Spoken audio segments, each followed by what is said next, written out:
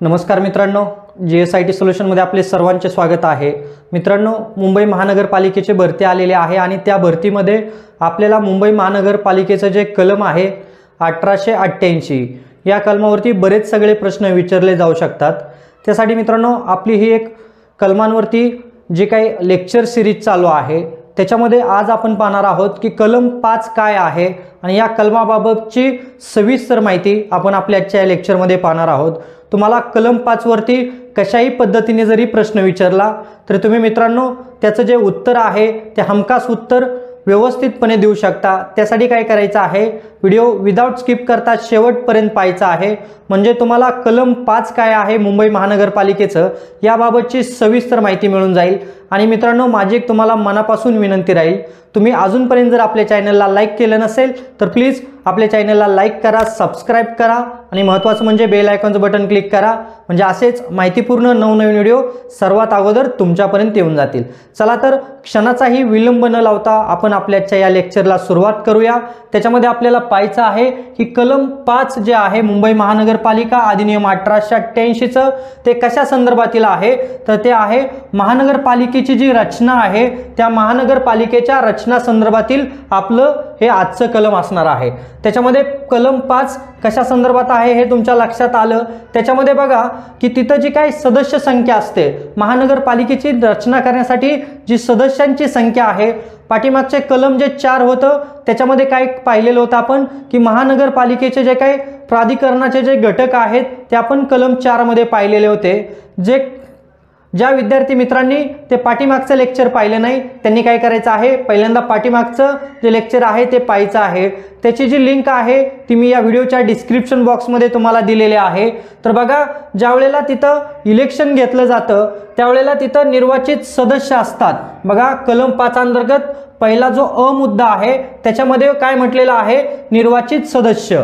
बघा, आता हे निर्वाचित सदस्य कशासाठी असतात, तर प्रभागाच्या निवडणुकीच्या वेळी बघा मुंबई महानगरपालिकेमध्ये जे प्रभाग आहेत त्या प्रभागाच्या निवडणुकीच्या वेळी निवडून आलेले किती सदस्य असतात, 227 सदस्य असतात। जनतेतून निवडून आलेले किती सदस्य असतात, 227 सदस्य हे काय असतात, निर्वाचित सदस्य असतात। ते कशातून आलेले असतात, निवडणुकीच्या वेळी जे निवडून आलेले सदस्य असतात त्यांची संख्या किती आहे, 227। तुम्हाला तिथं संख्येवरती प्रश्न विचारला जाऊ शकतो की पुणे महानगरपालिकेच्या सदस्यांची संख्या किती असते, तर त्याच्यामध्ये निर्वाचित सदस्य जे आहेत म्हणजे निवडून आलेले सदस्य जे आहेत त्यांची संख्या 227 आहे। आणि ब जे आहे, ब मध्ये काय म्हटलेलं आहे, नामनिर्देशित सदस्य। आता हे नामनिर्देशित सदस्य किती असतात, तर त्यांची संख्या किती आहे, तर 5 आहे। लक्षात ठेवा, 227 आणि 5 असे सदस्य त्या ठिकाणी काय असतात, नामनिर्देशित सदस्य म्हणजे कोण असतात हे, तर महानगरपालिकेने विहित रीतीने नामनिर्देशित करावायचे हे सदस्य असतात। त्याच्यामध्ये कोणाला निवडलं जातं, कोणालाही असं तिथं निवडलं जात नाही, तर ज्याच्याकडे पालिका प्रशासनाचं विशेष ज्ञान आहे। बघा, हे जे 5 सदस्य जे असतात ते 5 सदस्य कसे असतात, ज्याच्याकडे पालिका प्रशासनाचं चांगलं ज्ञान आहे किंवा त्याला अनुभव आहे, अशाच 5 सदस्यांना काय करते महानगरपालिका, नामनिर्देशित सदस्य म्हणून जाहीर करते। इथपर्यंत लक्षात आलं का? आता आपल्याला पुढे पाहायचं आहे। बघा, कलम 5 महानगरपालिका रचना, त्याच्यामधील कलम 5 काय आहे, तर जागा राखून ठेवण्यासंदर्भातील हे कलम आहे। त्याच्यामध्ये बघा, 1994 पासून घेतल्या जाणाऱ्या कोणत्याही सार्वत्रिक निवडणुकीच्या प्रयोजनार्थ प्रत्यक्ष निवडणुकीद्वारे भरावयाच्या जागांच्या एकूण आरक्षण संख्येपैकी आरक्षण कशा पद्धतीने असावं याबाबत 5 जे आहे, कलम 5 हे इथं देण्यात आलेलं आहे। त्याच्यामध्ये पहिला पॉइंट बघा काय आहे, ज्या काही सार्वत्रिक निवडणूक घेतल्या जातात त्याच्यामध्ये महानगरपालिकेमध्ये अनुसूचित जाती जमाती, नागरिकांचा मागासवर्ग व स्त्रिया यांना सार्वत्रिक निवडणुकीमध्ये जागा राखीव असतील। इथं बघा, पहिल्या मुद्द्याला काय म्हटलेलं आहे, अनुसूचित जाती जमाती, नागरिकांचा मागासवर्ग आणि स्त्रिया यांना निवडणुकीमध्ये जागा राखीव असतील, हे कलम 5 अंतर्गत म्हटलेलं आहे। पहिला आकडा आहे आणि दुसरा घटक काय आहे बघा, तर महानगरपालिकेमध्ये अनुसूचित जाती व जमाती या लोकसंख्येच्या प्रमाणात आरक्षण असेल। अनुसूचित जाती व जमातींना आरक्षण कशावरती अवलंबून असतं, तर ते लोकसंख्येच्या प्रमाणात अवलंबून असतं। इथं लक्षात काय ठेवायचंय, तर लोकसंख्येच्या प्रमाणात काय असतं, तर आरक्षण हे अवलंबून असतं। त्याच्यानंतर पुढे बघा, तिसरा मुद्दा काय म्हटलेला आहे, महानगरपालिकेमध्ये नागरिकांचा मागासवर्ग यांना किती आहे, 27% आरक्षणाची तरतूद करण्यात आलेली आहे। महानगरपालिकेमध्ये नागरिकांचा जो मागासवर्ग आहे त्यांना 27% आरक्षणाची तरतूद तिथं करण्यात आलेली आहे। आणि चौथा मुद्दा जो आहे तो, महानगरपालिकेमध्ये महिलांना किती टक्के आरक्षण आहे, तर 50% आरक्षण जे आहे। इथं 3 गोष्टी लक्षात ठेवायचं आहे। तर त्याच्यामध्ये बघा, आरक्षण कशा पद्धतीने असणार आहे, तर अनुसूचित जाती जमाती नागरिकांचा मागासवर्ग व स्त्रिया यांना सार्वजनिक निवडणुकीमध्ये जागा राखीव असतील। दुसरा मुद्दा आहे, अनुसूचित जाती जमातीच्या लोकसंख्येच्या प्रमाणात आरक्षण तिथं असणार आहे। आणि तिसरा मुद्दा आहे, महानगरपालिकेमध्ये नागरिकांचा मागासवर्ग यांना 27% आरक्षण जे आहे ते राखीव आहे।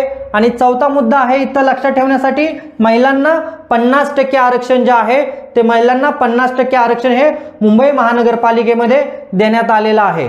बघा कलम 5 काय आहे, तर राखीव जागेकरता निवडणूक लढवणाऱ्या व्यक्तीने जातीचे प्रमाणपत्र व वैधता प्रमाणपत्र सादर करण्याबाबतचं कलम 5 ब आहे।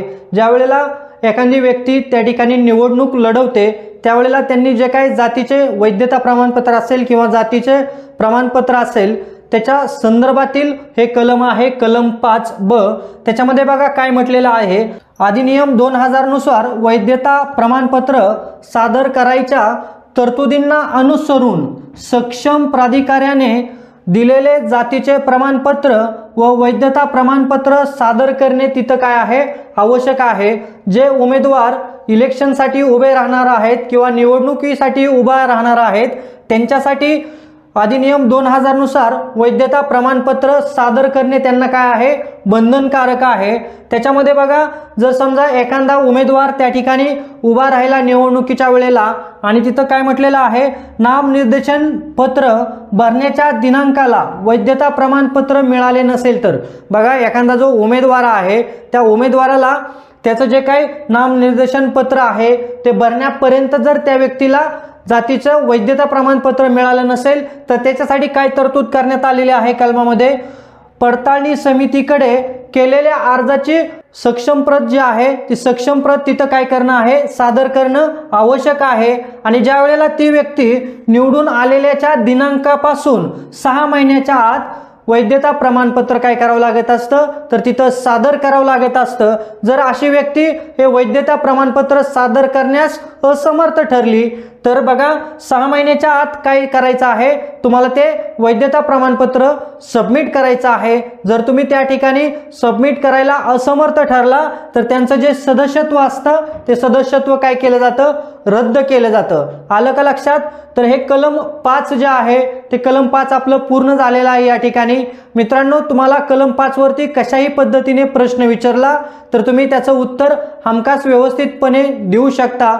तर मित्रांनो, तुम्ही अजूनपर्यंत जर आपल्या चॅनलला लाईक केलं नसेल तर प्लीज आपल्या चॅनलला लाईक करा, सबस्क्राईब करा आणि सगळ्यात महत्त्वाचं म्हणजे बेल आयकॉनचं बटन क्लिक करा, म्हणजे असेच माहितीपूर्ण नवनवीन व्हिडिओ सर्वात अगोदर तुमच्यापर्यंत येऊन जातील। आणि मित्रांनो, पुढचं कलम जे आहे ते कलम आपण उद्याच्या लेक्चरमध्ये पाहणार आहोत। भेटूया उद्याच्या लेक्चरमध्ये। जय हिंद, जय महाराष्ट्र।